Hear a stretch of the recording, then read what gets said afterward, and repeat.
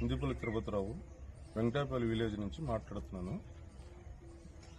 రాజశేఖర రెడ్డి గవర్నమెంట్లో ఇందిరమ్మ కాలనీలో ఇళ్ల స్థలాలు ఇచ్చి ఉన్నారు. ఆ ఇళ్ల స్థలాలు కూడా రీసర్వే చేయాలని డిమాండ్ చేస్తున్నాను. జగనన్న గవర్నమెంట్లో ఇళ్ల స్థలాలు ఇచ్చారు. ఇళ్ల స్థలాలు వైసీపీ సర్పంచ్ తమ్ముడు వాళ్ళ పేరు అడ్డం పెట్టుకుని కరప్షన్ చేస్తున్నారు. అదేవిధంగా హౌసింగ్లో కూడా ఒకసారి బిల్లు వచ్చింది, 2-3 సార్లు బిల్లు చేయడం జరిగింది. సిమెంట్ గట్టలు కానీ ఐరన్ కానీ ఆ విషయంలో కూడా అవకతవకలు జరిగినాయి. ఇట్లా సుమారు ఎన్ని ఇళ్లకు సంబంధించి అవకతవకలు జరిగినాయని మీ దృష్టికి వచ్చిందండి? జగనన్న కాలనీలో సుమారు 120 ఫ్లాట్లు ఇచ్చారని అంటున్నారు అధికారులు.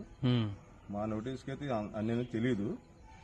అది కూడా సమగ్రంగా న్యాయపరంగా విచారించి అర్హులైన నిరుపేదలకు ఇవ్వాలని డిమాండ్ చేస్తున్నాను. ఈ విషయాన్ని ఉన్నతాధికారుల దృష్టికి తీసుకెళ్లారండి? ఎన్నోసార్లు తీసుకెళ్లారని అధికారులు మట్టి స్పందించలేదు సార్. మంత్రి గారి నోటీస్కి ఫైనల్ గా తీసుకెళ్లడం జరుగుతుందండి. పార్సారథి గారికి సమక్షంలో తెలియపరుస్తాను.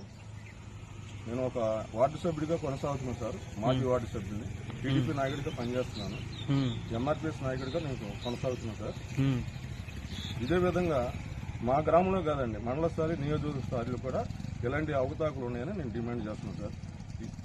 ఈ నియోజకవర్గ స్థాయిలో అందరికీ న్యాయం చేయాలని, నిజమైన లబ్ధిదారులకి పనిచేసి పెట్టాలని మంత్రి గారిని కోరుతున్నాను సార్.